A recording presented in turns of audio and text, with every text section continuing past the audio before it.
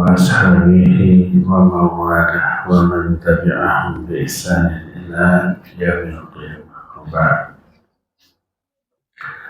Hadirin jamaah masjid Baitur Rahman.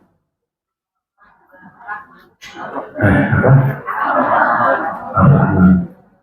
Ar-Rahman di KBP pada Jawa Barat, Bandung. Kita kembali berjumpa membahas atau mengangkat tema tentang pentingnya memperhatikan masalah hati, karena hati ini bagian yang terpenting dari diri manusia. Kenapa kita harus memperhatikan masalah hati melebihi perhatian kita kepada fisik?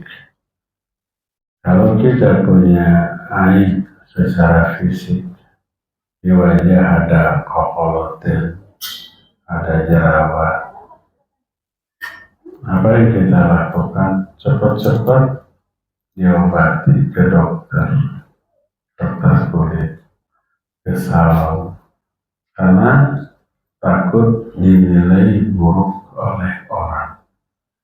Ada panu di sini, langsung cari obat karena malu. Itu nggak masalah, boleh-boleh saja. Yang jadi masalah itu tidak dilakukan apabila kerusakan itu ada pada hati atau jiwa kita. Padahal buruknya, rusaknya masalah yang timbul dari hati jauh lebih berbahaya. Bisa sampai ke akhirat mempengaruhi perilaku kita. Kenapa kita harus lebih memperhatikan hati untuk diperbaiki? Pertama, karena hati bagian yang paling dilihat oleh Allah dari diri kita. Berkata Rasul sallallahu alaihi wasallam dalam hadis sahih riwayat Imam Muslim, "Inna Allah Ta'ala la yanzuru ila suwarikum wa amwalikum, walakin yanzuru ila qulubikum wa amalikum." Sesungguhnya Allah tidak akan memperhatikan kepada bentuk tubuh kalian atau harta kalian, tapi yang Allah perhatikan hati dan amal-amal kalian. Maksud perhatian Allah adalah Allah tidak akan menilai dosa atau pahala karena fisik manusia. Orang tidak dosa hanya karena fisiknya jelek, goreng patut, matanya umpamanya bolotot, hidungnya pesek kayak muka oplek, bibirnya jeding kayak odading, pipina kembu sehingga balon narik bitu. Pokoknya jelek umpamanya. Apa berdosa? Tidak berdosa. Dan orang tidak diberi pahala hanya karena kasep dan rilis, six pack, berotot. Enggak. Allah enggak perhatikan fisik, tidak menilai orang dari fisik atau dari harta, tapi lihat hati dan amal. Karena itulah maka memperhatikan urusan hati lebih penting daripada memperhatikan urusan fisik, walaupun ini tidak mengingkari perlunya perhatian terhadap fisik. Fisik perlu diperhatikan, tapi hati lebih-lebih. Kedua, baik buruknya manusia dalam pandangan Allah Azza wa Jalla sangat dipengaruhi oleh baik buruknya hati orang tersebut. Dan ini terungkap dalam banyak hadis yang sahih. Di antaranya hadis dari Abu Dzar Al-Ghifari radhiyallahu anhu. dalam Sahih Muslim dengan sanad yang sahih. Ini hadis qudsi. Nabi SAW bersabda bahwa Allah Azza wa Jalla berfirman, kata Allah, ya ibna Adam, ya ibadi, law anna awwalakum wa akhirakum wa insakum wa jinnakum kanu ala atqa qalbi rajuli wahid minkum ma zada dhalika fi mulki syai'a. Ya ibadi, law anna awwalakum wa akhirakum wa insakum wa jinnakum kanu ala afjari qalbi rajuli wahidin ma naqasa dhalika min mulki syai'a. Kata Allah, hai hamba-hambaku, seandainya makhluk dari awal sampai akhir, manusia ataupun jin, kalau mereka semua memiliki hati sebaik hati manusia, hati yang paling baik, hati Nabi SAW. Makanya beliau yang oleh Allah dipilih untuk menjadi Nabi akhir zaman. Innallaha yanzuru ila qulubil ibad. Fawajada anna qalba Muhammadin sallallahu alaihi wasallam khairal qulubil ibad fastafahu li nafsi wa ba'athahu li risalati. Allah melihat kepada hati semua hamba dari awal sampai akhir. Orangnya belum ada, tapi hatinya Allah sudah tahu. Maka Allah temukan hati Muhammad SAW sebaik-baik hati manusia. Lalu Allah pilih beliau untuk dirinya dan mengutusnya untuk membawa syariatnya. Jadi kenapa orang yang dipilih menjadi Nabi akhir zaman itu orang yang namanya Muhammad bin Abdullah yang lahir di Mekah? Karena beliau sebaik orang dengan sebaik-baik hati. Dari hati terbaik ini lahir ibadah yang hebat, akhlak yang mulia, kesabaran, ketabahan yang luar biasa, nggak ada yang menandingi. Kata Allah, seandainya semua manusia dan jin dari awal zaman Nabi Adam sampai akhir, semua manusia hatinya seperti hati Nabi Muhammad, yang pasti akan melahirkan ibadah hebat, akhlak mulia, amal soleh yang luar biasa gitu ya. Tak ada yang kufur, jangankan kufur, ahli maksiat aja tidak ada. Semua makhluk seperti itu dari awal sampai akhir. Hal itu kata Allah tidak menambah sedikit pun kekuasaanku. Ibadah manusia sehebat apapun nggak ngaruh kepada Allah. Tidak menguntungkan Allah. Allah tak butuh. Wallahu ghaniyun 'anil 'alamin. Allah itu ghani terhadap alam. Ghani itu nggak butuh apapun dari alam ini, termasuk nggak butuh ibadah manusia.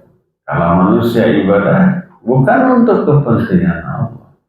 Lalu kenapa Allah perintahkan ibadah? Untuk kepentingan manusia itu sendiri, karena sayangnya Allah kepada manusia. Bukan untuk kepentingan Allah Azza wa Jalla. Jadi sedikit pun tidak menambah kekuasaanku, kata Allah. Hai hamba-hambaku, seandainya seluruh makhluk di antara kalian dari awal sampai akhir, manusia atau jin, kalau mereka semua memiliki seburuk-buruk hati, siapa orang atau makhluk yang hatinya paling buruk? Iblis, katakan. Dari hati yang buruk lahir syirik, kufur, bid'ah, maksiat, segala keburukan diborong dan enggak ada kebaikan sedikit pun. Semua makhluk dari awal sampai akhir kayak gitu. Apa kata Allah? Hal itu tidak mengurangi kekuasaanku sedikit pun. Tidak ngaruh, tidak merugikan Allah sedikit pun. Jadi Allah melarang manusia durhaka bukan untuk kepentingan Allah, tapi untuk kepentingan manusia itu sendiri. Hadis ini sahih riwayat Imam Muslim. Berkata Imam Ibn Rajab Al-Hambali rahimahullah kitab Jami'ul Ulum wal Hikam. Dalam kitab itu ketika menjelaskan hadis ini, kata beliau, wa fi hadza dalilun ala anna al-asla fi taqwa wa fujur hiya al-qulub. Fa idza barra al-qulub wattaqa barratil jawari wa idza fajara al-qalbu fajaratil jawari. Di dalam hadis ini terkandung dalil bahwa asal ketakwaan dan kedurhakaan adalah hati. Karena di dalam hadis ini Allah menyatakan seandainya semua kalian memiliki sebaik-baik hati atau seburuk-buruk hati, Allah hanya menyebut hati. Ini menunjukkan asal dari ketakwaan dan kedurhakaan hati. Ketakwaan lahir dari hati yang baik, kedurhakaan lahir dari hati yang buruk. Dari hati yang baik lahir amalan yang baik. Dari hati yang buruk lahir amalan yang buruk. Karena amalan yang dilakukan oleh anggota badan sangat tergantung kondisi hati. Tangan, kaki, mulut, mata, telinga, semua itu hanya prajurit yang hanya melaksanakan perintah. Komandannya siapa? Hati. Yang nyuruh hati. Baik buruknya perbuatan amat sangat tergantung dari baik buruknya hati. Berkata Rasul sallallahu alaihi wasallam, ala wa inna fil jasadi mudghah idza salahat salahal jasadu kullu wa idza fasadat fasadal jasadu kullu ala wahyal qalb. Ingat, di dalam tubuh manusia ada segumpal daging.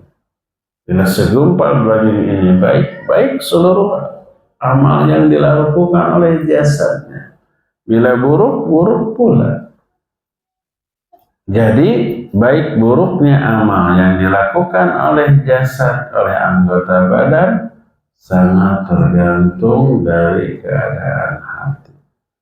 Maka perbaiki hati, dijamin amal yang dilakukan oleh anggota badan akan baik pula sebaik hatinya.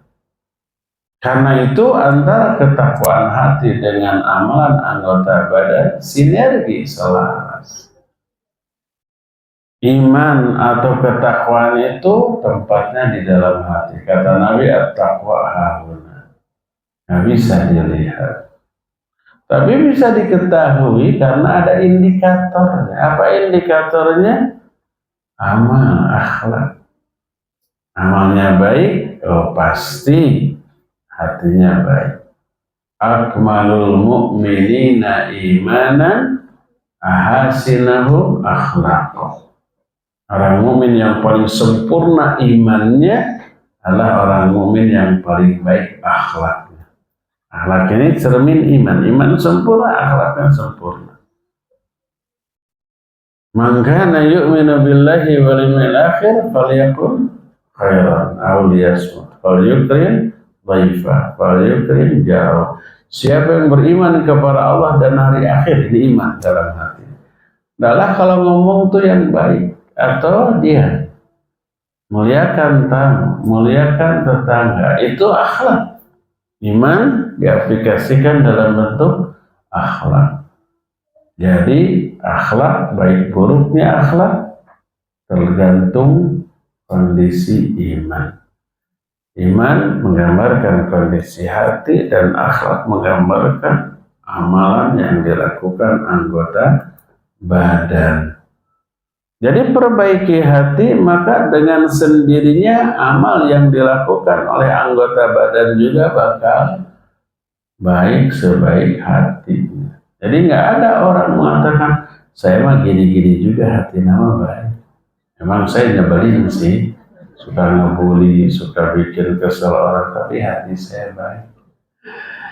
Gombal, hoax itu, berita palsu. Kalau hati baik, pasti amalannya juga baik. Karena hati mah nggak bisa ditoong, iya, tapi ada indikatornya akhlak. Ibarat tank bensin dalam mobil motor, bisa nggak isi bensin ditoong dina lubang ini? Nggak bisa ya. Tapi ada indikatornya nggak isi bensin? Ada jarumnya kan? Kalau umpamanya aku ini full tank nih, tapi lihat jarumnya di E. Pas di starter cekek, terus nggak bunyi-bunyi. Katanya full tank, tapi di E, bohong ya.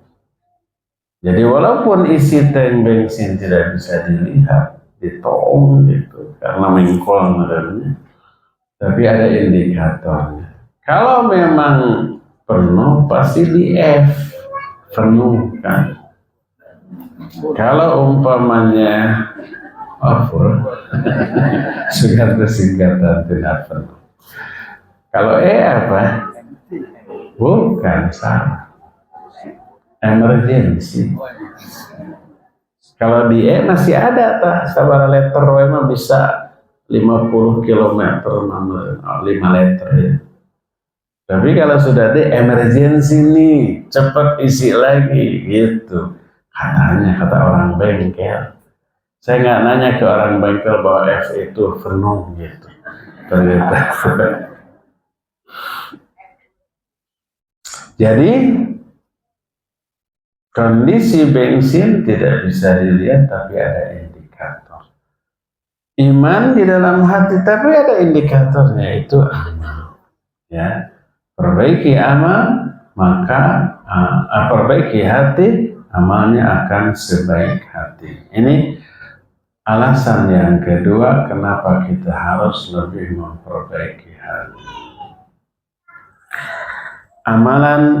Alasan ketiga, kualitas amal soleh sangat tergantung dari kondisi hati. Diterima atau tidaknya ibadah sangat ditentukan oleh kondisi hati ketika ibadah itu dilakukan. Kalau kondisi hatinya buruk, lalu melakukan ibadah agung, itu bisa-bisa ibadah agung itu buruk seburuk kondisi hatinya. Apa akibatnya? Ditolak, tidak diterima, bahkan diazab. Kena dengan peribahasa keren sampai gawe, teka pakai barijeng di teke bikin bete. 4 kerugian. Kalau kondisi hatinya buruk lalu melakukan ibadah yang agung. Contoh apa? Contoh salah satu ibadah agung, sholat. Rukun Islam kedua tuh, yang 5 waktu tuh. Tapi ketika orang sholat kondisi hatinya buruk, maka pertama mungkin niatnya tidak ikhlas, mungkin riya atau karena dunia. Kedua, dijamin kalau hatinya buruk nggak akan khusyuk alias sahun, ya enggak? Kenalah dengan ayat fawailul lil musallin alladzina hum an sholatihim sahun alladzina hum yura'un. Karena sahun dan riya, sholatnya ditolak dan diazab pelakunya. Kenapa? Karena ketika sholat hatinya buruk. Bukannya diterima, diapresiasi. Qad aflahal mu'minun. Bahagia orang mukmin itu alladzina hum fi sholatihim khasyun. Kalau kondisi hatinya bagus, khusyuk, bahagia dia. Ya. Jadi kalau hatinya buruk, walaupun ibadahnya agung, kualitas ibadahnya buruk, akhirnya ditolak bahkan dianggap. Sebaliknya, walaupun ibadah yang dilakukannya ibadah yang tidak agung, tidak begitu agung, umpamanya sunnah ghair muakkadah. Ghair muakkadah itu sunnah yang tidak terlalu ditekankan. Contoh apa? Sholat sunat syukrul wudu. Syukrul wudu itu wajib apa tidak? Tidak wajib. Sunnah. Sunnahnya muakkadah atau ghair muakkadah? Ghair muakkadah. Tapi ketika orang sedang melakukan sholat sunnah syukrul wudu, tapi hatinya bagus. Akibatnya pertama ikhlas, kedua khusyuk, fokus, ketiga mutabah. Salat sunnah syukrul wudu. Apa akibatnya? Seluruh dosanya walaupun sebanyak buih di lautan terhapus dan Allah wajibkan dia masuk surga. Padahal salat sunnah syukrul wudu. Kenapa? Hatinya lagi bagus sehingga salat sunnahnya itu berkualitas. Sebagaimana diterangkan dalam beberapa hadis. Pertama, hadis yang diterima dari Uqbah bin Amir radhiyallahu anhu. Dia berkata, qala Rasulullah sallallahu alaihi wasallam, telah berkata Rasul sallallahu alaihi wasallam, ma min muslimin yatawaddau fayuhsinu wudu'ahu thumma yaqum fayusalli rak'atain muqbilun alaihima biqalbi wajhi illa wajabat lahul jannah. Tidak ada seorang pun muslim yang berwudu lalu membaguskan wudunya, lalu dia berdiri sholat 2 rakaat. Sholat apa? Syukur wudu. Muqbilun alaihima biqalbi wajhi, dia fokus dengan hati dan wajahnya di kedua rakaat itu kepada Allah. Fokus, hatinya lagi puncak, lagi bagus. Ya ikhlas, ya khusyuk. Illa wajabatul jannah, tidak ada seorang pun muslim yang demikian kecuali wajib surga baginya. Tadi mah yang sholat fardu ancaman neraka, fawailul lil musallin. Kalau sholat fardunya itu sahun dan ria, padahal itu fardu rukun Islam kedua. Ini sholat sunat syukrul wudu, tapi khusyuk dan ikhlas, wajib surga. Yang tadi diancam neraka, yang ini dijanjikan surga, bahkan wajib surga. Apa yang menentukan? Hati. Hadis ini sahih riwayat Imam Muslim. Dalam hadis lain dari Amr bin Ambasah radhiyallahu anhu, Nabi alaihi salatu wasallam bersabda, ma min muslim yatawaddau fayuhsinu wudu'ahu. Tidak ada seorang pun muslim yang berwudu lalu dia membaguskan wudunya.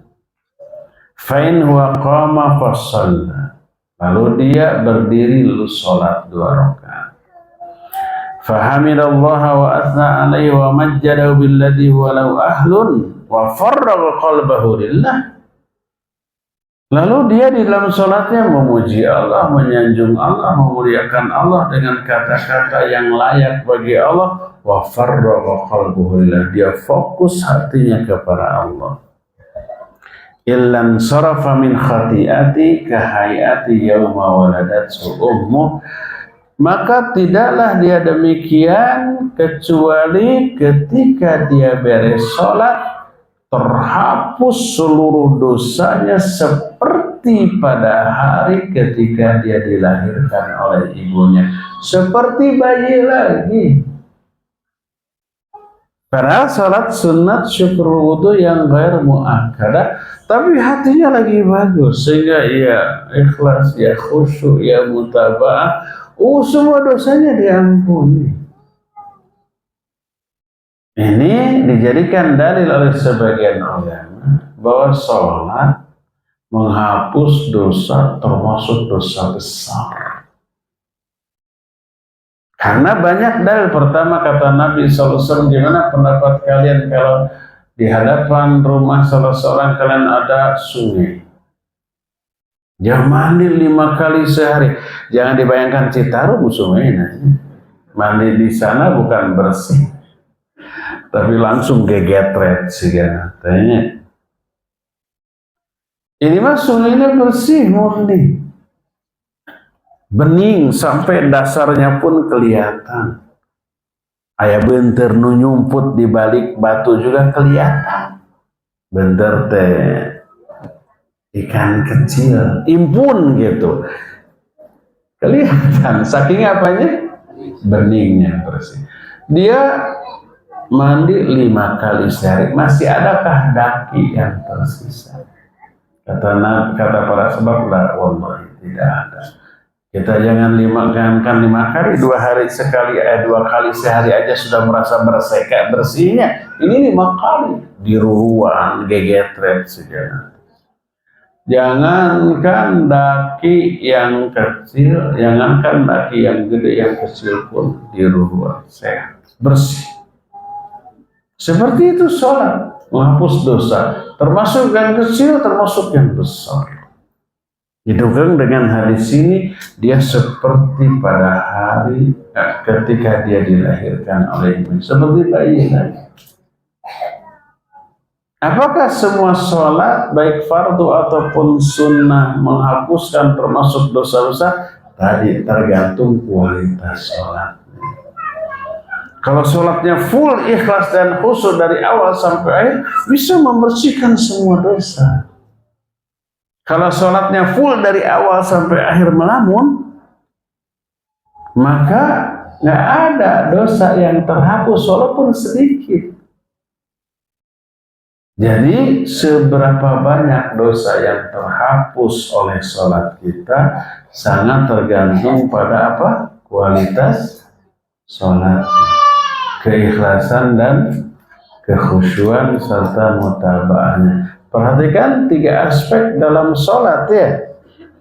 Niat yang ikhlas, khusyuk dan mutaba'ah. Ini sempurna, terhapus dosa dengan jumlah yang banyak sesuai dengan kadar kekhusyuan. Apakah sholat kita menghapus semua dosa besar? Tergantung kualitas sholat kita ya. Jadi kita lihat bahwa sholat syukur wudhu yang bermuakkadah dilakukan dalam kondisi hati yang sangat bagus, maka wajib surga menghapus semua dosa. Tadi sholat fardu yang agung, rukun Islam yang kedua, tapi kondisi hatinya buruk, akibatnya terkena ancaman azab, fawailun lil musallin. Sahun dan ria diakibatkan karena kondisi hati yang sangat buruk. Karena itu perbaiki kondisi hati kita agar ibadah kita jauh lebih berkualitas. Sehingga efeknya tadi walaupun amal ibadah yang dilakukan itu sunnah ghair muakkadah seperti syukur wudhu, tapi kalau kualitasnya bagus karena kondisi hati yang sangat bagus, akibatnya wajib surga, semua dosanya diampuni seperti bayi lagi. Inilah alasan ketiga kenapa kita ini harus lebih memperhatikan kondisi hati, perbaikan hati. Alasan yang keempat, kenapa kita harus lebih memperhatikan perbaikan hati? Karena berkata Imam Ibnu Qayyim rahimahullah, ihmalu a'malil qulub yuaddi ilal halak. Mengabaikan amalan hati bisa menjerumuskan kepada kebinasaan. Orang terlalu fokus kepada aspek zahir, mengabaikan aspek batin, aspek hati, binasa dia. Ada beberapa contoh kasus dalam hal ini. Pertama, berkata Abu Darda radhiyallahu an bahwa Nabi SAW bersabda. Perkataan Nabi ini terasa dingin sama kita sekarang. Sudah terrealisir, sudah terjadi sejak beberapa ratus tahun yang lalu. Apalagi sekarang tampak parah. Apakah itu? Kata Abu Darda, Nabi Sallallahu Alaihi Wasallam bersabda, "Awalu syai'in yurfa'u min hadhihi al-ummah al-khusyu' hatta la tara fiha khashi'an." Hal yang pertama kali diangkat dari umat ini, maksud diangkat dihilangkan, adalah kekhusyuan. Sehingga engkau tidak ada lagi, tidak pernah melihat lagi ada orang yang khusyuk dalam sholatnya. Coba dalam suatu masjid jutaan orang sholat. Ada masjid yang daya tampungnya jutaan gitu? Ada, Masjidil Haram, Masjid Nabawi. Di Mekah, di Madinah, di Padalarang malah ya. Bukan hanya di Padalarang, di seluruh dunia nggak akan ada kayaknya masjid yang daya tampungnya seperti Masjidil Haram, Masjid Nabawi, jutaan orang. Tapi penuh tidak tertampungnya sampai di jalan-jalan sekilo gitu ikut berjamaah.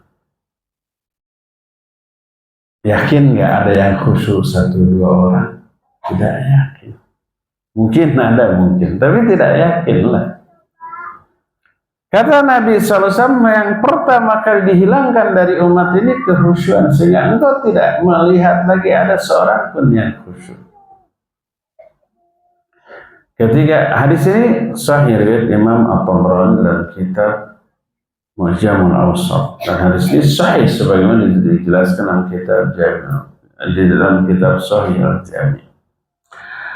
Ketika menerangkan ini, berkata Al-Imam Ibnu Qayyim rahimahullah dalam kitab Madarijus Salikin, kata beliau, wa aslul khusyu' huwa linul qalbi wa riqatuhu wa sukunuhu wa khudu'uhu wa inkisaruhu.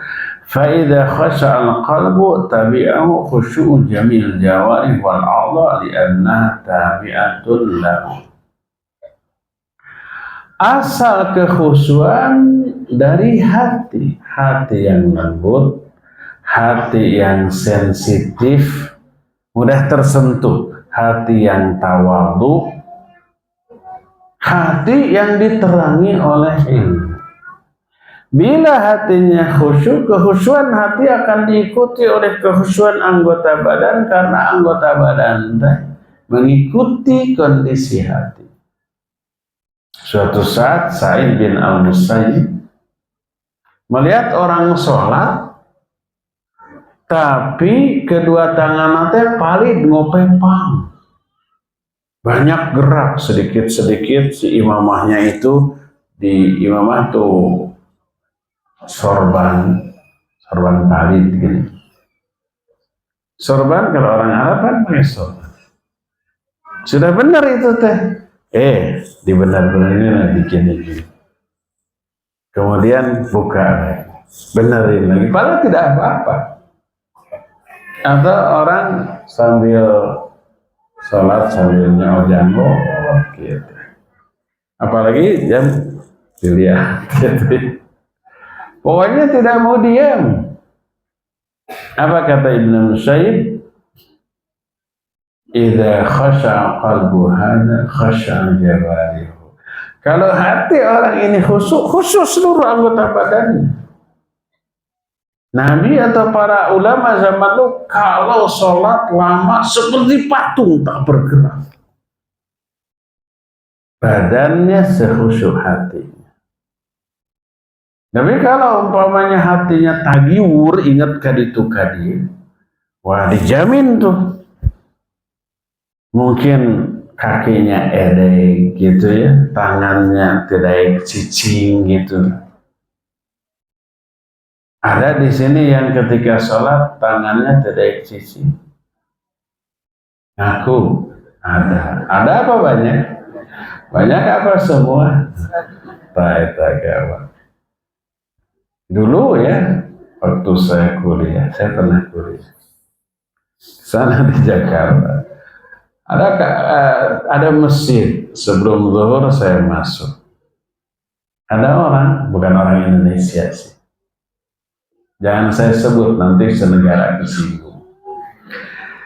Dia sholat sunat karena di Jakarta panas, dia memilih di depan AC dan kipasnya badal. Jadi ketika takbir Allahu Akbar, saya lihat matanya jelalatan kali itu, kali setiap ada orang masuk dilihat. Terus imamahnya itu begini, di sakunya dia ngitung uang, itu lagi sholat. Lalu ruku, pas lagi ruku uang yang ada di saku nate nongol katebak kipas angin, kurudul. Apa yang terjadi? Diambilin, bos, terus lanjutin sholatnya. Jadi luar biasa ya, nggak khusyuk karena nggak khusyuk hatinya. Jadi salah satu di antara amalan hati adalah kekhusyuan. Ini diabaikan. Lalu apa yang terjadi? Wa yatarattabu ala adabil khusyu' amron. Dari ketidakkhusyuan ini lahir dua keburukan. Apa yang pertama? Adamul intiha anil fahsya'i wal munkar, fa inna sholatal khasy'ah tanha anil fahsya'i wal munkar. Pertama, orang itu karena sholatnya tidak khusyuk, tidak tercegah dari keji dan munkar. Seusai sholat tetap keji dan munkar. Karena sholat khusyuk yang diterima, kata Allah, inna sholata tanha anil fahsya'i wal munkar. Makanya tak heran kalau orang setelah sholat dikasih tetap. Mulutnya tajam, setajam silet, lebih dari silet. Menyakiti hati orang-orang yang mendengarnya, yang di sekitar.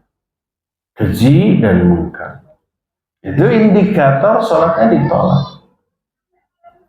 Ada yang menyanggah, jangan sembarangan, Ustaz diterima atau tidak sholat itu terserah Allah, bukan terserah Ustaz. Benar. Allah yang menentukan.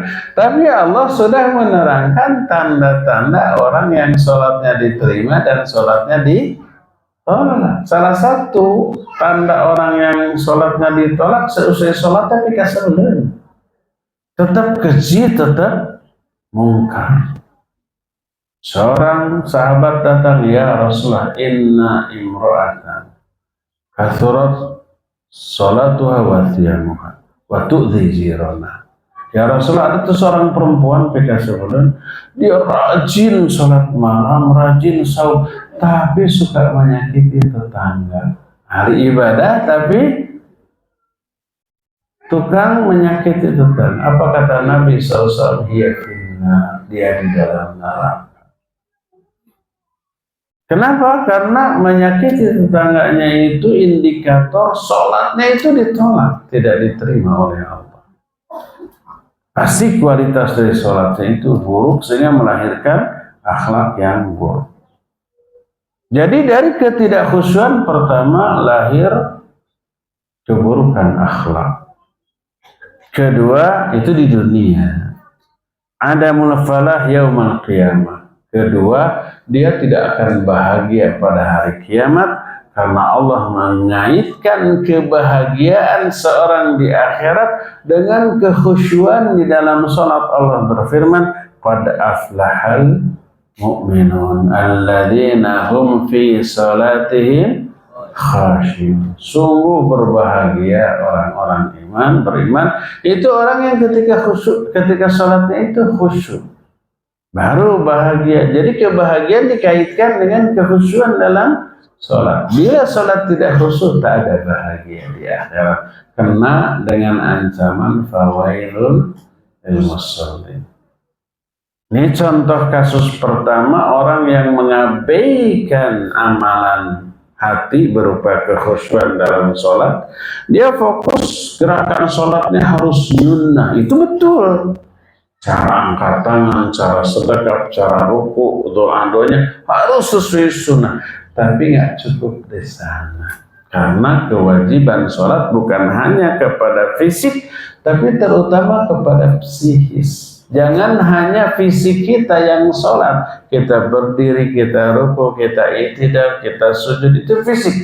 Hatinya ikut sholat apa tidak? Banyak orang yang ketika sholat hatinya jalan-jalan ke mall. Ada yang begitu? Tuh ngaku. Lagi sholat ingat menu apa nanti untuk makan siang. Menu apa sekarang kami saum untuk berbuka. Dalam sholat tuh diijir. Mending kolak, mending candil. Bala-bala mah wajib ya teman. Ketika buka mah korma mah ya asal nyunah wes sagege bala-bala wajib sama cikopi kan begitu. Itu direncanakan di dalam sholat. Ada mama yang gitu ngaku sih. Jadi terlalu fokus kepada aspek zahir, mengabaikan aspek batin, kekhusyuan, keikhlasan, akibatnya dia binasa. Contoh kasus kedua, sebuah hadis yang diterima dari Thauban radhiyallahu anhu. Ini ngeri, hadis ini mengerikan ya. Perhatikan. Nabi alaihi salatu wasallam bersabda, la'alamanna aqwaman min ummati ya'tuna yaumal qiyamah bihasanatin amsali jibali tihamah fayaj'aluha Allah azza wa jalla haba'an manthura.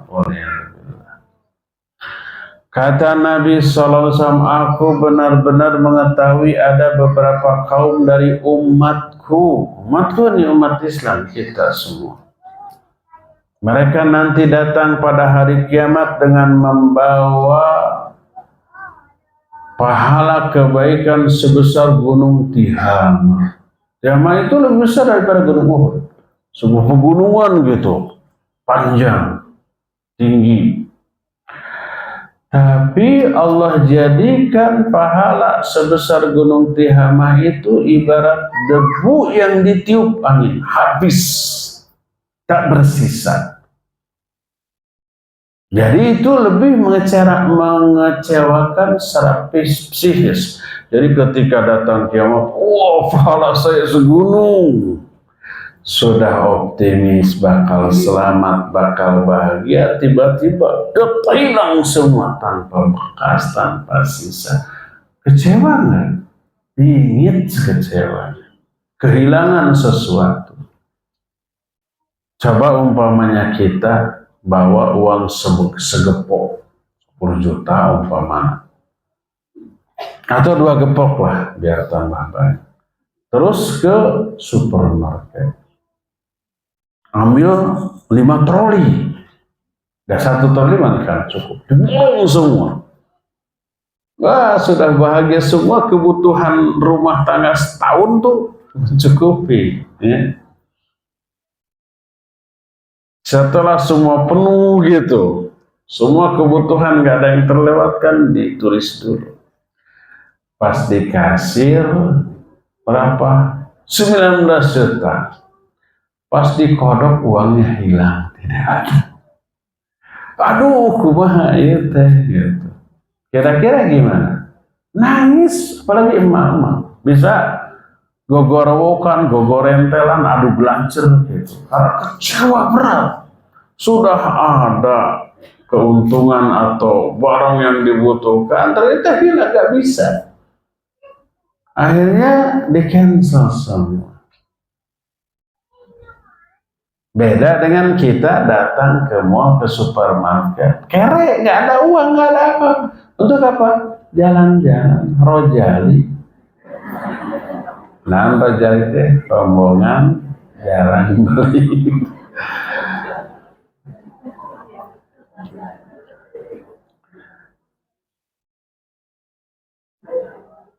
Jadi kita ke sana nggak bawa apa-apa, pas keluar pulang lengong, nggak bawa apa, kecewa nggak? Enggak, dan memang saya nggak punya apa-apa gitu. Nah yang kecewa tuh yang punya apa-apa hilang. Kebayang nanti di akhirat orang punya pahala kebaikan sebesar gunung Tihamah tiba-tiba hilang. Kebaikannya hilang, pas ditimbang nol, yang ada dosa. Karena dengan ayat wa amma man khaffat mawazinu fa ummuhu hawiyah, ke neraka dia. Jadi di akhirat ada orang Islam yang kayak gitu, hilang pahalanya semua. Para sahabat atau sampai gusbang, sampai apa merinding. Lalu berkata Thauban, ya Rasulullah, sifhum lana, jaldihim lana, alla nakuna minhum wa nahnu la na'lam. Ya Rasulullah, terangkan sifat mereka kepada kami, jelaskan karakteristik mereka kepada kami. Jangan sampai kami seperti itu tanpa kami sadari siapa mereka, yang kayak gimana. Nah, lalu Nabi SAW bersabda, amma innahum ikhwanukum wa min jildatikum wa ya'khuduna minal laili kama ta'khudun walakinnahum aqwamun idha khalau bimaharimillah intahakuha. Hati-hati ikhwah. Kata Nabi SAW, mereka itu ikhwan kalian, saudara-saudara kalian dari golongan kalian. Wa ya'khuduna minal lail kama ta'khudun. Mereka suka ibadah malam seperti kalian, ahli tahajud. Walakinnahum aqwamun, tapi mereka itu orang-orang kaum yang idza khalau bimaharimillah, bila mereka sedang menyendiri lalu ada kesempatan melakukan perkara yang Allah haramkan.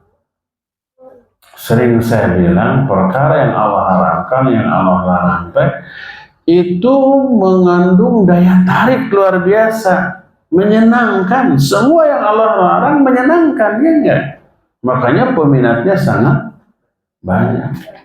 Ada yang gratis. Contoh yang gratis, yang haram apa? Ghibah, ngebully orang, ngehina orang. Bayar apa tidak?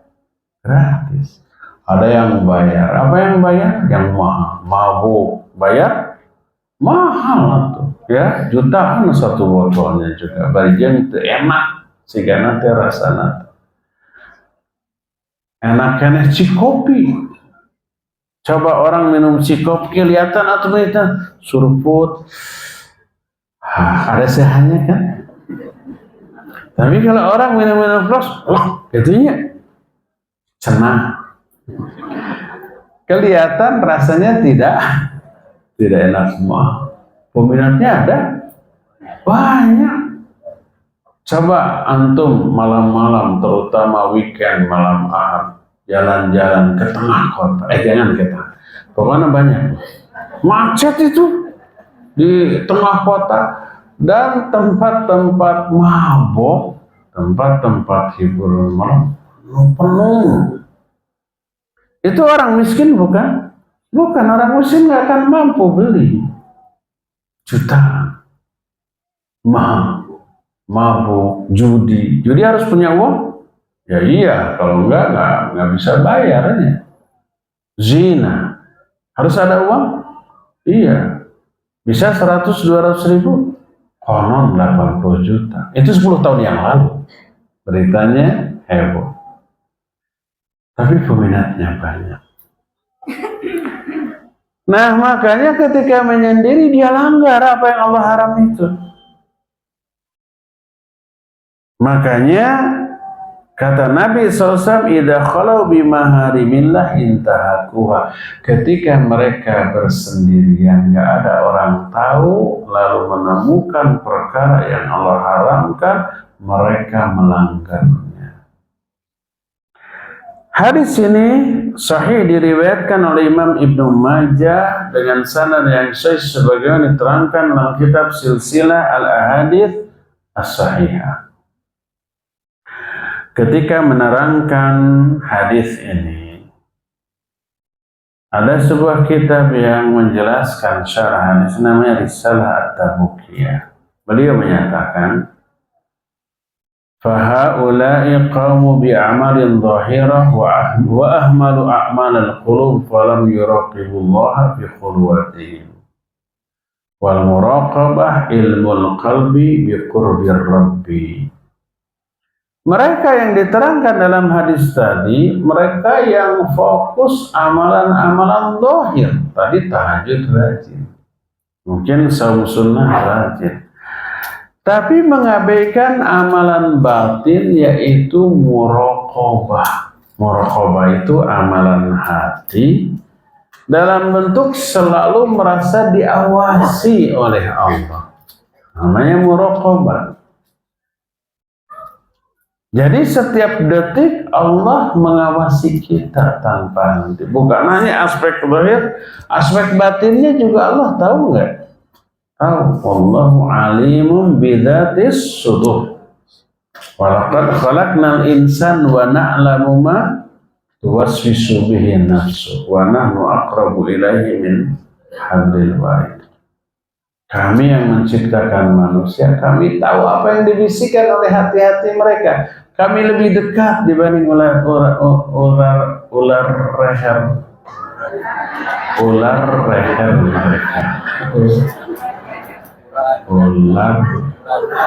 leher mereka. Urat leher mereka. Isi hati kita Allah tahu. Apalagi aspek zahir. Diawasi. Selain Allah ada malaikat. Idh yatalaqal mutalaqqiyan 'anil yamini wa 'anil shimali qa'id. Ma yalfidhu min qawlin illa ladayhi raqibun 'atid. Ada raqib, ada 'atid mencatat. Lahu mu'aqibatun min baini yadayhi wa min khalfihi yahfadunahu min amrillah. Bagi setiap orang ada malaikat penjaga depan dan belakang menjaga mereka atas perintah Allah. Depan belakang malaikat hafadzah, kanan kiri ada raqib dan atid. Allah mengawasi. Kita tak pernah sendirian. Ada CCTV kehidupan setiap detik. Makanya walaupun kita sedang menyendiri, ingat pengawas selalu ada. Allah melihat, para malaikat melihat, bahkan mencatat. Nanti akan diberikan kepada kita, diperlihatkan. Fa'amma man utiya kitabahu biyaminihi fasawfa yuhasabu hisaban yasira. Dalam ayat lain, ha'umqra'u kitabiyah. Baca kitabku ini yang menerima dari kanan, baca kitabku ini, bangga dia dengan isi catatan amal. Karena amal-amalnya bagus, isinya ibadah dan amal soleh. Jadi ada amalan batin yang namanya muraqabah. Apa itu muraqabah? Ilmul qalbi bi qurbir rabbi. Sadarnya hati tentang dekat dan mengawasinya Allah kepada kita. Orang yang sadar atau memiliki amalan hati berupa muraqabah, merasa selalu diawasi, gak berani maksiat walaupun sendirian. Sendirian deh dari orang gak ada lihat, tapi ada yang mengawasi Allah, juga para malaikat. Orang tadi rajin ibadah, sholat malam, tapi ketika bersendirian dia maksiat, dia tidak memiliki amalan hati, mengabaikan amalan hati dalam bentuk apa tadi teh? Dalam bentuk muraqabah. Ada sifat muraqabah, itu amalan hati dia abaikan. Akibatnya apa? Rugi dia, celaka. Habis semua amal-amal baiknya, pahala-pahala, seperti debu yang ditiup angin. Padahal sebanyak gunung Tihamah. Ini contoh kasus yang kedua. Contoh kasus ketiga ini lebih mengerikan, lebih menakutkan. Dan ini adalah kalangan orang-orang yang rajin ngaji. Orang awam nggak akan beramal dengan amalan seperti yang dijelaskan dalam hadis ini, terlalu berat bagi mereka. Hanya orang-orang hebat yang mampu melakukan ini, tapi binasa. Saking mengerikannya hadis ini sampai sahabat yang meriwayatkan hadis ini yaitu Abu Hurairah sebelum menyampaikan pingsan 3 kali itu. Ada seorang tabi'in datang ke Madinah. Nabi sudah wafat, para sahabat banyak yang sudah wafat, tapi ada sahabat-sahabat yang masih hidup. Orang ini melihat di Madinah, di Masjid Nabawi ada orang yang sedang dikerumuni oleh orang-orang. Dia menjelaskan ayat, menjelaskan hadis, ngaji gitu. Dia nanya, ini orang siapa? Dijawab Abu Hurairah. Oh, akhirnya dia ikut ngaji. Setelah beres, semua orang bubar, aku mendatanginya. Lalu berkata, haditsni hadisan sami'tahu min Rasulillah SAW. Sampaikan kepadaku satu hadis yang kau dengar langsung dari Rasul SAW. Orang itu menyatakan, sa'uhadithuka hadisan sami'tuhu min Rasulillah SAW. Aku akan lakukan, aku akan sampaikan kepadamu satu hadis yang aku dengar dari Rasul SAW. Tiba-tiba gemeter, gerepek, pingsan, kapiuhan, kapaian, belum payah benar. Diubar abel, diuah ayah, sampai siuman. Setelah siuman, Abu Hurairah langsung berkata, sa'uhadithu kehadithan sami'tuhu min Rasul sallallahu fi hadzal makan. Aku akan sampaikan kepadamu satu hadis yang aku langsung dengar dari Rasul sallallahu di tempat ini, di Masjid Nabawi. Kelepek lagi kapaihan deh, pingsan. Diuar air, koreja, langsung ngomong, sa'uhadithuka hadithan sami'tuhu Rasul sallallahu alaihi wasallam fi hadzal makan laisa bainahu wa baini wa bainahu ahadun. Aku akan sampaikan kepadamu satu hadis yang aku langsung dengar dari Rasul SAW. Di tempat ini saat itu tidak ada orang lain antara aku dengan beliau, cuma berdua. Kelepek lagi pingsan 3 kali. Setelah siuman langsung dia berkata, aku mendengar Rasul SAW bersabda, nuka opat mah pingsan 3 kali. Orang Sunda bilang mista maja utama. Saya nggak tahu mista apa, maja apa, utama apa, nggak tahu. Pokoknya 1, 2, 3 udah 3 kali sudah. Lalu kata Abu Hurairah, Nabi SAW bersabda, inna awwalan nas yuqda yaumal qiyamah thalatha. Orang yang pertama kali dihisab pada hari kiamat 3 orang. Pertama, rajulun ustusyhida, orang yang mati syahid. Dipanggil. Kata Allah dipanggil, limadza qutilta? Kenapa kamu terbunuh? Dia menjawab, qataltu fi sabilik hatta qutil. Aku berperang di jalanmu sampai aku terbunuh. Syahid. Apa kata Allah? Kadzabta, bohong, dusta, gombal. Qatalta li ayyuqala annaka jari faqad. Kamu betul berperang, tapi perangmu kamu niatkan agar kamu dikenal sebagai orang pemberani, jagoan, pahlawan, dan pujian itu telah kamu dapatkan. Ternyata jihadnya benar, mati syahidnya benar. Yang salah apa? Niatnya ingin beken, ingin terkenal. Akhirnya orang itu diseret, pelebur, dialungkan kepada neraka. Kedua, ini ustadz, ini kiai, ini ulama.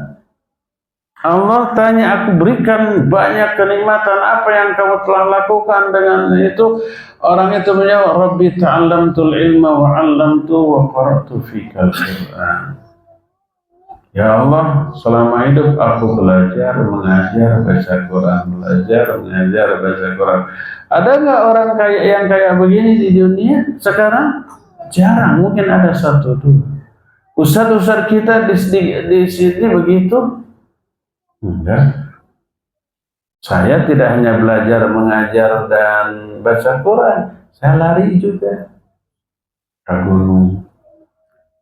Saya suka ke supermarket, shopping, belanja. Suka makan ya suka lah. Artinya kegiatan pokoknya memang belajar, mengajar, belajar. Ini belajar, mengajar, terus baca Quran. Waktunya habis untuk ilmu dan dakwah. Apa kata Allah? Kadzabta, bohong kamu, ta'allamta li ayyi qala annaka jari faqad qil wa qara'tal Qur'an li ayyi qala annaka qari faqad qil. Kamu betul belajar dan mengajar, tapi niatmu agar kamu disebut orang alim, ingin dikenal sebagai dai sejuta umat, ingin dikenal sebagai ustadz beken, mubalik yang viral, dan pujian itu sudah kamu dapatkan. Akhirnya beleweng dibalangkan karena neraka. Hari tadi mah belewer, ayeuna nama beleweng. Apa artinya? Sama, dibalangkan, dialungkan, dilempar. Ketiga, dipanggil orang yang hartawan dan dermawan. Hartanya banyak. Bro dijuru, bro dipantau, ngalayah di tengah imah, lubak, libuk, nepikeun ka teu kalebok. Saking banyak. Dan bagir. Dibagi, di-share, tukang tutulung, karena butuh tatalang, karena susah. Tukang mere-mere kepada manusia, habis harta. Oleh Allah dipanggil di akhirat, aku berikan harta yang banyak kepadamu. Fama amilta fiha, apa yang kamu lakukan? Dengan harta itu, orang itu menjawab, ya Allah, tak ada satupun momen yang engkau suka untuk berinfak di momen itu, kecuali aku infak. Habis hartaku. Apa kata Allah? Kadzabta, bohong. Tasaddaqta li ayyuqala annaka jawad. Kamu betul infak, sedekah, tapi niat itu agar kamu itu dikenal sebagai orang dermawan, ingin dipuji. Terus akhirnya selain belawar dan belawang apa ya? Pokoknya nama ya belawang ya belawar diasupkan ke dalam api neraka. 3 manusia hebat dengan 3 amalan hebat, tapi 3-tiganya apa? Ke neraka. Kenapa? Karena niat yang salah, ria. Dan ria bukti dia mengabaikan amalan batin. Setelah itu kata Abu Hurairah, Nabi SAW menepuk-nepuk dadaku sambil berkata, mereka lah wahai Abu Hurairah orang-orang yang karena mereka api neraka pertama kali dinyalakan. Bukan karena orang kafir, bukan karena Yahudi, Nasrani, bukan karena orang-orang yang durhaka, tapi karena 3 manusia hebat dengan 3 amalan hebat. Api neraka pertama kali dinyalakan disebabkan karena niat yang salah. Ini contoh kasus ketiga orang mengabaikan amalan batin, fokus hanya kepada amalan lahir. Lihat, inilah alasan keempat kenapa kita ini harus memperbaiki hati, lebih fokus daripada memperbaiki kondisi fisik kita. Sekali lagi, saya tidak menyalahkan orang yang fokus memperbaiki kondisi fisik.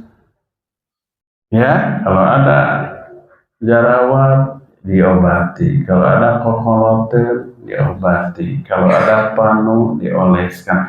Boleh, bagus, cuma jangan mengabaikan penyakit hati, karena ini lebih berbahaya daripada kerusakan fisik ya.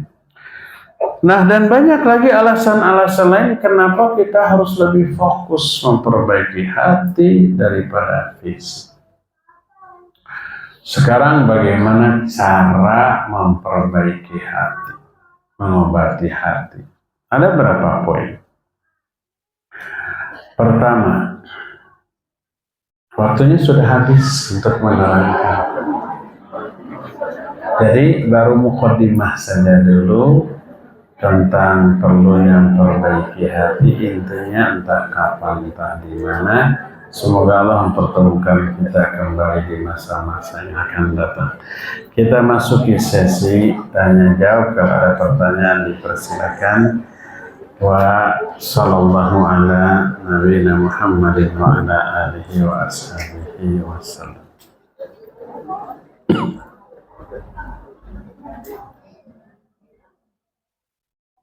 Ada hadiah satu. Mobil Dari Hilwah untuk apa satu? ada hadiah satu untuk Ahwa. Mobil hadiah Nana.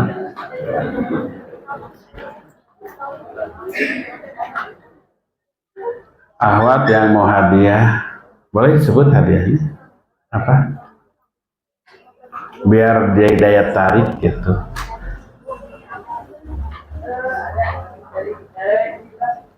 Jilbab. Baik. Siapa Ahwat yang mau jilbab cung?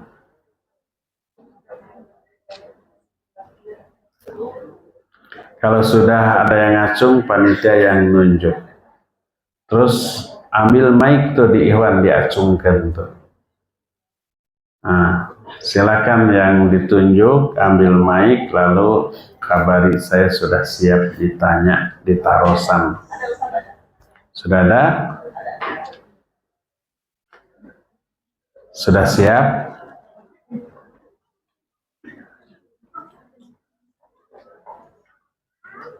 Sudah pegang mic? Sudah. Ya, baik. Sebutkan 4 alasan kenapa harus memperhatikan kondisi hati. 2 itulah di antara 4 yang sudah diterangkan.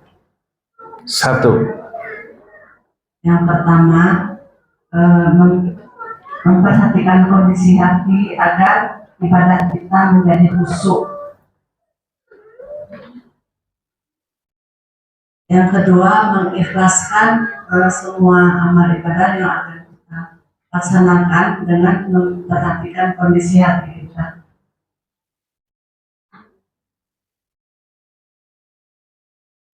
Ketiga, baik buruknya hati seseorang mempengaruhi hasil amal ibadahnya. nah itu baru benar. Satu lagi, ketakwaan berasal dari hati yang baik. itu masih yang pertama. Ya sudahlah, benarlah ya. Barakallahu fiik.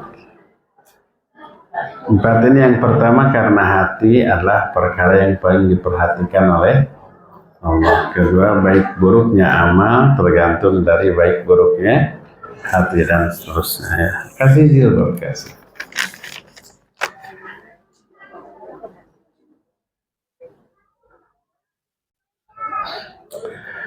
Izin, ada 2 pertanyaan. Apa yang dimaksud ayat setiap manusia ada penjaganya? Itu tadi, malaikat penjaga ya. Menjaga dari kecelakaan yang belum ditakdirkan menimpa diri. Jika ibu manula yang sudah pikun, perilaku sudah seperti anak balita, apa masih wajib sholat? Kalaupun sholat sudah ngaco, itu bagaimana? Sudah tidak mukallaf. Rufi al-qalam an salasin. Qalam diangkat dari 3 orang. Qalam itu pena catatan malaikat. Salah satunya adalah anil majnuni hatta yufiqa, dari orang yang majnun. Mana majnun? Orang yang akalnya tertutup, tidak berfungsi. Bisa gila, bisa pikun tadi. Pikun itu atau bahasa ilmiahnya demensia, salah satunya Alzheimer, disebabkan karena kerusakan sel-sel otak. Itu biasa teralami oleh orang yang sudah tua.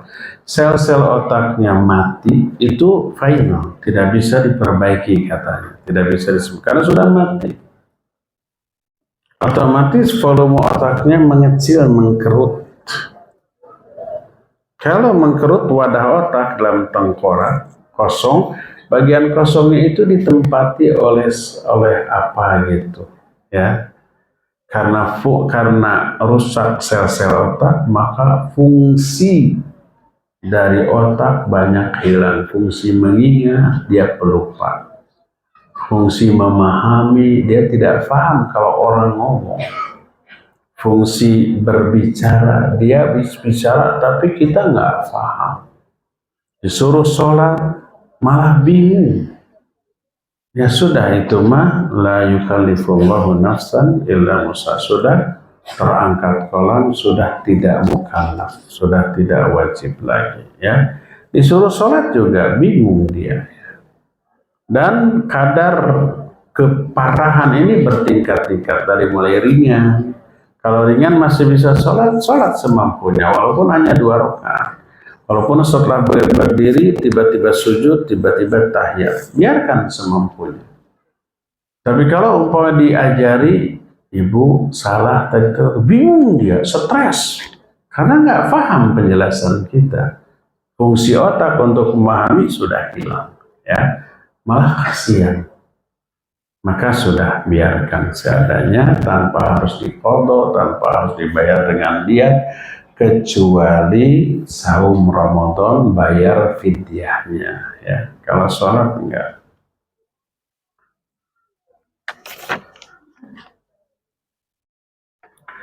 Apakah sholat qobliyah zuhur 4 rakaat ada tahiyat awalnya? Yang paling rajih 4 rakaat itu 2 salam 2 salam. Kadang Nabi SAW 2 rakaat di rumah, 2 rakaat di masjid, ya.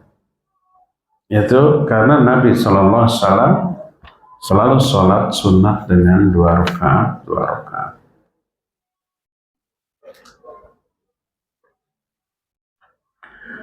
Apa yang menyebabkan hati masih diliputi rasa gelisah padahal sudah melakukan amal soleh? Setelah didapati ada media sihir yang ditemukan di halaman rumah di tempat yang sama dan benda yang sama, seperti paku berkarat sampai 12 jumlahnya dalam 3 waktu. Pertama, hati resah gelisah itu cari penyebabnya, perbaiki dari sana. Apa yang menyebabkan dia resah gelisah? Apa karena dikejar ke debt collector? Bayar, maka dijamin tidak akan resah. Atau karena ketidakpastian nasibnya di masa yang akan datang. Pelajari takdir. Atau resah gelisah karena sudah dosa, sudah maksiat, cepat tobat.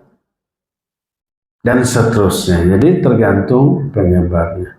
Nah, kalau ternyata resahnya itu karena diduga ada yang menyihir, pertama jangan dulu suudzon.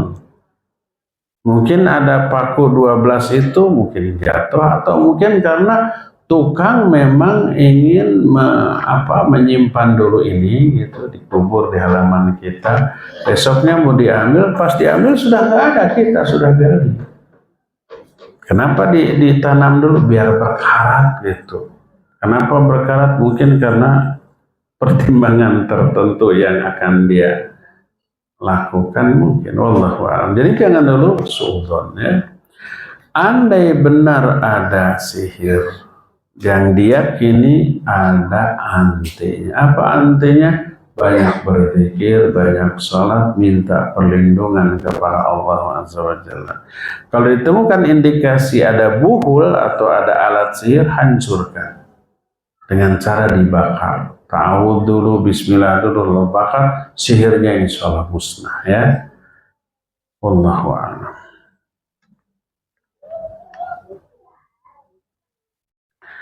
Saya di media sosial sudah jarang menunjukkan muka, berarti osoknya nih namun jarang mata. Mengurangi upload di media sosial, masih berarti kalau menguranginya. Tadinya mah sehari 100 kali, ayeuna mah sehari 99 kali, lumayan. Tapi saya punya usaha bisnis yang tim marketing bisnis saya harus menunjukkan muka untuk personal branding supaya lebih kuat dan brand tahu ada seorang di balik brand ini. Supaya lebih kuat dan brand tahu seseorang di balik brand ini. Apa maksudnya? Brand ambassador. Tapi tahu di balik brand ini, namun di balik brand ini. Saya tak terbiasa, tapi kata tim kan buat niat, bukan niat ria, tapi edukasi. Sebaiknya bagaimana Ustadz, di balik brand saya ada puluhan karyawan yang bekerja di brand ini. Oh, saya takut kalau muka saya terlihat tidak diridhoi oleh Allah. Niat saya ingin mengedukasi orang lewat brand ini. Menampakkan wajah bukan ria. Ria itu untuk amal ibadah lalu ditampilkan. Tapi kasusnya bukan ria. Tapi jadi fitnah enggak? Ini emak-emak kayaknya dari tulisannya. Kalau dia cantik, menarik, ditampilkan, dosanya bisa jariah loh. Si laki-laki yang memandang bukan tertarik dengan produknya, tapi tertarik dengan brand ambasadornya itu loh. Aduh, ini manis, cantik ini. Ditutup, ditelak-telak, disidik, ditilik-tilik. Pantas dari yang keempat. Nah, bisa begitu nanti. Jadi dosa, jadi maksiat dia. Si emak yang tampilnya dosa, iya dia jadi penyebabnya. Man sanna fil Islam sunnatan sayyi'atan fa'alaihi wizruha wa wizru man amila biha. Siapa orang yang menunjukkan satu kesalahan dalam Islam, dia memikul dosa ditambah dengan dosa orang-orang yang mengikuti kesalahan. Orang yang sudah mati fotonya masih terpampang, orang jutaan masih maksiat tuh, ini manis gitu. Maka dosanya ngalir terus ke alam kubur. Jadi bukan urusan ria. Ini urusan dunia kan, branding ya, ini urusan usaha ya. Urusan usaha, urusan perkara yang mubah tidak dinilai ria tidaknya. Tapi jadi dosa nggak ke orang. Adapun tujuannya branding tadi tidak harus menampakkan wajah, kan yang kita jual produk bukan wajah kita kan. Yang kita jual diri kita apa produk kita? Produk. Nah, kenapa yang dipromosikan kitanya? Abong-abong gelis. Produknya, foto produknya tek.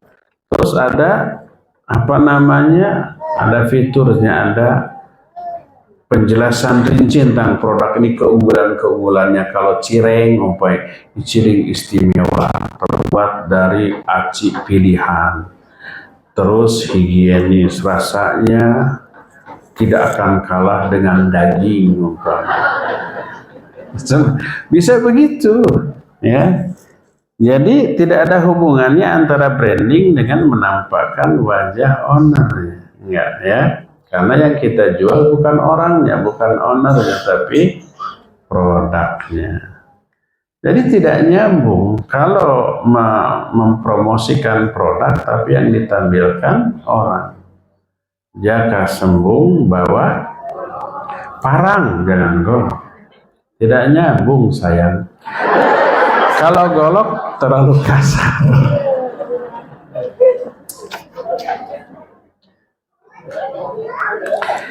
Ikhlas itu kan kadang di awal, tapi di tengah, di akhir berubah. Apakah itu menghapus pahala dan bagaimana cara memperbaikinya? Tergantung. Betul. Di awal ikhlas, di tengah muncul ria, mungkin dia. Umpama. Kita masuk masjid sebelum kajian jam 9. Jam setengah 9 kita sudah nggak ada orang. Kita tahiyatul masjid ikhlas karena Allah.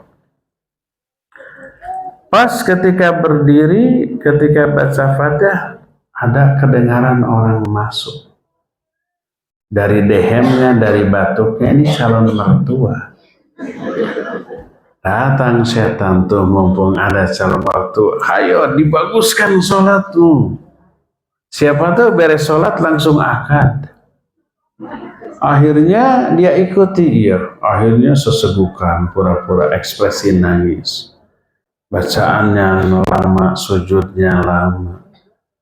Sambil nangis. Dengan niat supaya lebih bernilai di mata calon. Beres salam, kapan mau ke rumah? Mudah-mudahan begitu. Itu riaknya di tengah. Di awalnya ikhlas. Mungkin. Nah, bagaimana orang itu? Kalau bisikan setan untuk pria itu diikuti, benar mumpung ada calon mertua. Akhirnya dia rubah niat untuk dipuji mertua. Rusak sholat. Dan dia dosa. Terkena dengan hadis tadi. Tapi kalau begitu takbir, ikhlas, kemudian datang orang calon mertua, setan datang, mumpung ada calon mertua nih, ayo lamakan. Lalu kita tahu ini setan, nggak peduli mau mertua, mau tidak, mau jadi, mau enggak, saya karena Allah, disiapkan gitu, diusir. Perempuan mah banyak, nggak jadi dengan ini, ada cadangan. Memangnya perempuan cuma satu? Enggak, jutaan. Tapi memang hese nyarinya. Dari jodoh itu ibarat mancing. Kita ingin dapat lauk emas, ikan emas 2-3 kilo. Nu nyangu teh bentar deh. Ya alungkeun deui. Lauk emas teh mah duka ka mana? Ada yang begitu, yang kayak gitu nasibnya? Ngaku. Ada. Banyak. Jadi kalau setan datang tuh mumpung ada calon mertua, cepat. Enggak, saya lillahi ta'ala karena Allah. Maka dilawan, maka dia berpahala.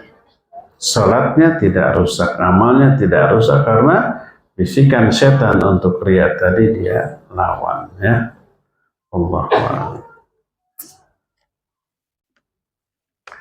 Ini curhat biasa emak-emak. Mengemas curhat dengan kemasan pertanyaan.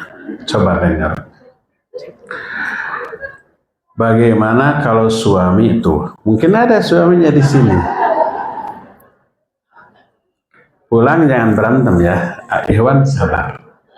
Ini ras terkuat di dunia, jangan dilawan. Iya gitu aja.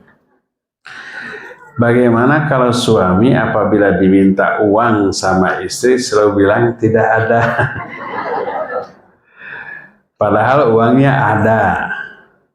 Dan istri minta hanya untuk kebutuhan sehari-hari dan untuk makan. Apakah itu termasuk zalim dan apakah itu termasuk penyakit hati? Ini sebenarnya curhat. Ustaz, suami saya kayak gitu. Ada di sini, tolong nasihati. Saya akan dukung akhwat. Pertama, ikhwan, kita cari uang untuk apa? Untuk menjadi alat meraih pahala atau ampunan ridho Allah. Caranya gimana? Infak dan sedekah. Infak sedekah terbesar pahalanya adalah ke istri sendiri. Kata Nabi SAW, dinarun anfaqtahu alal masakin al-fuqara wal masakin atau fisabilillah wa dinarun anfaqtu ala ahli. 1 dinar yang kamu infakkan kepada orang fakir, orang miskin atau kepada fisabilillah dibanding 1 dinar yang kamu nafkahkan kepada istrimu, yang lebih besar pahalanya adalah 1 dinar yang kamu berikan kepada istrimu. Kalau mau pahala terbesar, maka kasih ke istri. Itu pahala terbesar, lebih besar daripada ke masjid, lebih besar daripada kepada fisabilillah, kepada fuqara dan masakin. Itu infak dengan pahala terbesar. Itu pertama. Kedua, memberi ke istri itu termasuk salah satu bentuk muasyarah kepada istri. Dan ini perintah Allah. Coba bapak-bapak yang sudah nikah dan resmi pasti punya surat nikah kan? Di buku nikah itu tertulis ayat wa'ashiruhunna bil ma'ruf. Bermuasyarahlah kamu kepada istrimu dengan ma'ruf. Berbuat baik. Salah satu muasyarah itu memberi nafkah. Siapa yang beri nafkah melaksanakan ayat ini. Untuk itulah suami dijadikan qawwamun, kata Allah, ar-rijalu qawwamuna 'ala nisa bima faddalallahu ba'dahum 'ala ba'din wa bima anfaqu min amwalihim. Laki-laki qawwamun bagi para wanita karena kelebihan laki-laki atas wanita dan karena nafkah infak yang harus diberikan ke istri. Ini ayat, tadi ayat. Laksanakan ayat ini pahalanya berlipat. Dan kriteria baik buruknya seseorang di mata Allah tergantung sebaik apa dia ke istrinya. Kata Nabi SAW, khairukum li ahli wa ana khairukum li ahli. Sebaik-baik kalian adalah yang paling baik ke istrinya dan aku yang terbaik ke istriku.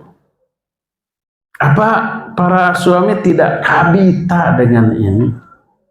Harus kabita. Makanya ke istri itu jangan pelit-pelit. Tapi jangan boros juga. Pak minta uang 100, bro 1 juta. Ya jangan. Jangankan 100, 1 juta habis sejam tuh. Langsung buka HP, langsung buka marketplace. Besok buru dulu ya kurir. Ada emak-emak kayak gitu? Tuh, ngaku emak-emak ya. Nah, apakah suami yang kayak gitu zalim apa tidak? Tergantung. Kalau kebutuhan istri tidak terpenuhi dan tidak dikasih padahal ada, dia zalim. Tapi kalau kebutuhan istri semua sudah terpenuhi gitu, bahkan ada sisanya, masih kekeh minta yang berlebih, istri yang zalim ke suami. Ada pertanyaan kayak gini ke suami, terus suami itu di luar pertanyaan ini datang ke saya, Ustaz, yang nanya tadi istri saya perlu klarifikasi. Ustaz, semua kebutuhan istri itu sudah bahkan lebih, dia minta lagi untuk ini dan itu, makanya saya tidak kasih boros istri saya, Ustaz. Nah, sehingga gitu. Jadi pertanyaan dari istri seolah-olah suami yang zalim, klarifikasi dari suami si istri yang boros. Tapi suami nggak mau ngomong gitu di hadapan istrinya, ribut di rumah. Cukup Ustaz aja yang tahu ya.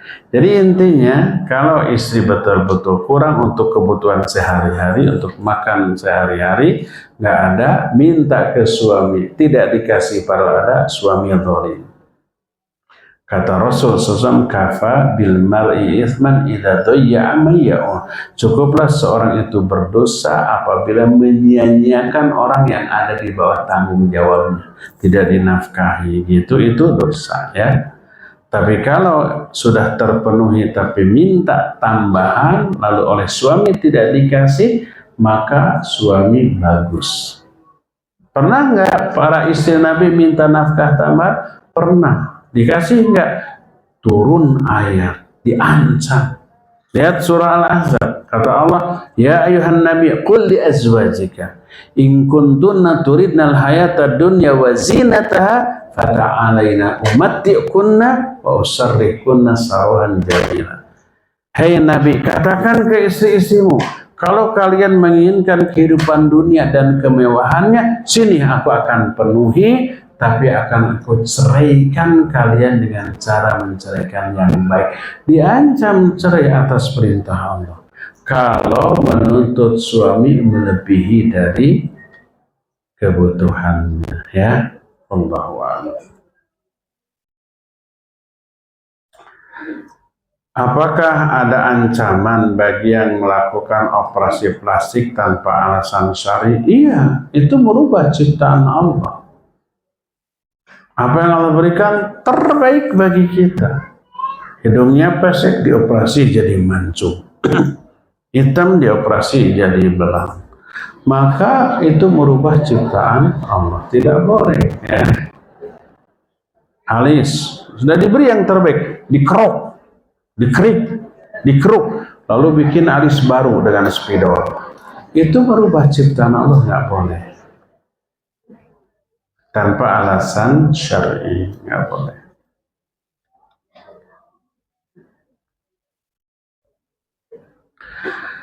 Ana sedang ikhtiar dan doa agar diberikan jodoh. Semoga Allah mudahkan. Semoga yang ini diberi jodoh yang soleh. Ada malaikat yang mengaminkan walaka bimithli, gitu ya. Setiap ada yang datang ke rumah selalu tidak sesuai dengan standar orang tua. Kadang ana merasa lelah karena tidak jadi terus. Ana harus bagaimana menyikapi orang tua? Apakah jodoh yang baik itu harus sesuai dengan standar orang tua? Kalau yang dimaksud standar orang tua dari aspek agama, ya bagus, ikuti. Orang tua menginginkan seorang muslim yang taat, pemahamannya lurus. Yang datang awam lagi, yang datang sambil merokok, yang datang orang yang tidak paham agama ditolak, ya bagus. Kalau standar orang tua dari aspek agama, ya ikuti saja, sabar sampai datang. Tapi kalau standar orang tua aspek duniawi, pokoknya kalau tekana mobil ulah, karena Grab, karena ojol, tolak.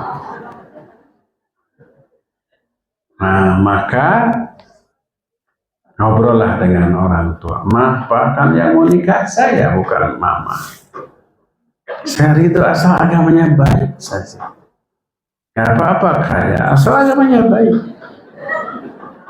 Coba ngobrol sama orang tua, luruskan ya. Kalau orang tua keliru, ngobrol dengan cara yang baik. Bila perlu minta bantuan ke orang yang omongannya didengar oleh orang tua. Ya, mungkin ustadz yang dia percaya atau kakak dari orang tua gitu, atau kakek nenek kalau masih ada gitu, suruh ngomong ke orang tua. Ya. Jadi kalau standarnya itu aspek duniawi, maka buka dialog dengan orang tua. Tapi kalau standar orang tua aspek agamanya, ikuti. Karena orang tua tidak mau menitipkan putrinya ke orang yang agamanya diragukan.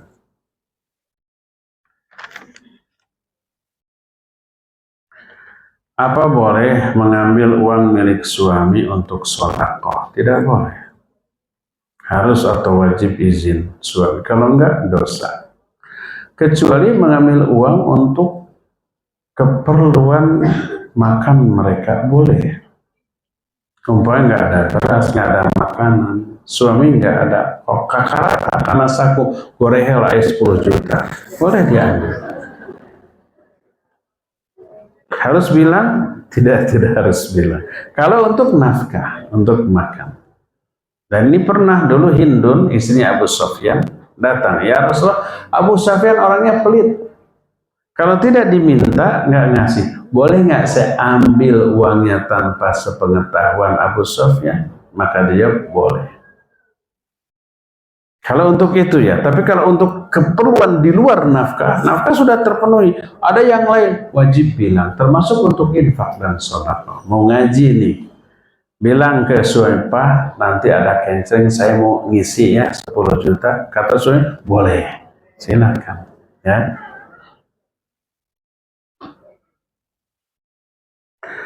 Suami sudah cukup memberi nafkah keluarga dan tidak pelit tuh, tapi istri hanya ingin agar lebih banyak harta yang disebarkan di jalan Allah. Apa boleh? Wajib izin ke suami ya, wajib izin. Dan kalau suami baik, dia senang. Boleh Pak, saya mau infak 100 ya. Namanya 100, 1 juta tuh. Nah, bagus, pasti bakal begitu. Apakah menghindari orang yang seringkali membuat kita kesal adalah cara yang betul agar hati kita tidak semakin benci? Ya, betul. Hindari. Jangan bergaul dengan orang yang kayak begitu tanpa memusuhi. Kalau ketemu ya biasa salam, nanya basa-basi baso gitu. Setelah itu tinggalkan. Karena lebih lama sedikit nyelekit gitu ya, daripada sakit hati berantem, lebih baik hindarkan. Ini curhatan lagi. Hubungan rumah tangga saya kurang lebih sudah 11 tahun. Tidak baik-baik saja. 11 tahun. Awet, tapi rajin. Semenjak ada masalah dalam kurung wanita, ini orang ketiga mungkin ya, saya sempat berucap jangan sentuh saya. Sampai sekarang komunikasi tidak baik. Nomor WA-nya pun saya tidak diberitahu. Suami nggak tahu di nomor WA-nya. Dulu sempat ingin mengurus perceraian, tapi suami enggan mengurusnya dan berucap biar dosanya dia, tapi suami yang tanggung jawab. Nafkah lahir masih memberi, tapi nafkah batin tidak, karena dalam satu rumah kami tidak satu kamar. Apakah keadaan seperti sudah jatuh talak? Belum. Tapi tadi awet rajin, tidak tertunaikan hak dan kewajiban. Untuk apa dilanjutkan? Perbaiki kalau mau, kalau tidak bisa diperbaiki, pisah lebih baik. Karena ini dosa terus. Kalau jangan sentuh saya, dosa. Selama dia masih suami, segede apapun dosa, tidak boleh ditolak keinginannya. Dosa selama itu. Nah, apakah kalau mengajukan cerai itu haram? Kalau alasannya syar'i, boleh. Alasan syar'i itu pertama, kalau suami meninggalkan kewajiban. Seperti tidak sholat, tidak saum Ramadan, tidak haji kalau sudah mampu, tidak zakat kalau sudah kena, dia tetap tidak mau, dia sudah dinasihati, boleh ajukan cerai. Kedua, melanggar larangan yang nyata-nyata haram. Dia berjudi, dia mabuk, dia berzina, dia mencuri, korupsi, sudah diingatkan, kekeh, maka boleh ajukan cerai. Ketiga, soleh ini melaksanakan kewajiban, menjauhi larangan, tapi mengabaikan hak istri, tidak menafkahi lahir atau batin, atau pergi 2 bulan, 3 bulan tanpa kabar, dan istrinya tidak ridho, boleh ajukan cerai. Ya. Nah, kalau kasus yang ditanyakan ada masalah wanita lain, ini sejauh mana masalah? Kalau umpamanya hanya belum sampai kepada taraf perzinahan, baru chattingan gitu, belum kopi darat, baru kopi laut atau udara, tuntut dia tobat berhenti. Kalau sudah tobat berhenti, perbaiki sudah, diterima tobatnya, terima dia sebagai suami kembali. Ya. Nah, kalau seperti ini, cerai tidak, menunaikan kewajiban tidak, maka dosa kedua-duanya nanti ya. Daripada begini, maka lebih baik putuskan segera, apa perbaiki untuk lanjut atau bisa kemudian menikah lagi. Wallahu a'lam. Terakhir, bagaimana hukumnya kita mendapat donor baik darah atau ASI dari seseorang yang beragama Nasrani dan sebagainya? Mengingat makanan nutrisi yang dikonsumsi dikhawatirkan ada unsur yang haram. Donor darah dibolehkan. Ini hukum asal donor darah ya. Kita donor atau kita menerima transfusinya, itu dibolehkan. Mendonorkan sebagian dari anggota tubuh yang anggota atau bagian dari tubuh itu bisa diproduksi kembali oleh tubuh seperti darah dibolehkan. Adapun mendonorkan bagian anggota tubuh yang tidak bisa diproduksi lagi maka tidak boleh. Baik gratis atau dijual seperti ginjal. Ginjal didonorkan mati apa tidak? Tidak. Tetap tidak boleh. Jantung, kalau jantung didonorkan mati tidak? Ya mati. Atau mata didonorkan mati? Tidak. Tapi ini tidak boleh karena tubuh tidak bisa memproduksi kembali. Kecuali kalau mata nih satu saya kasih, besoknya jelek ada lagi, boleh.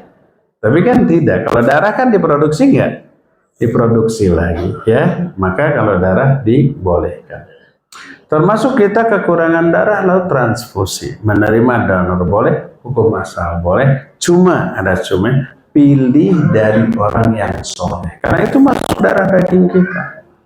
Kalau orang tersebut suka mengkonsumsi barang haram lalu menjadi bagian dari darah daging kita, jangan, ya. Pilihlah donor darah dari orang yang dipastikan dia soleh. Wallahu a'lam bishawab. Cukup ya sampai di sini. Semoga Allah pertemukan kita kembali di masa yang akan datang. Subhanakallahumma bihamdik asyhadu an la ilaha illa anta astaghfiruka wa atubu ilaik. Walhamdulillahirabbil alamin. Wassalamualaikum warahmatullahi wabarakatuh.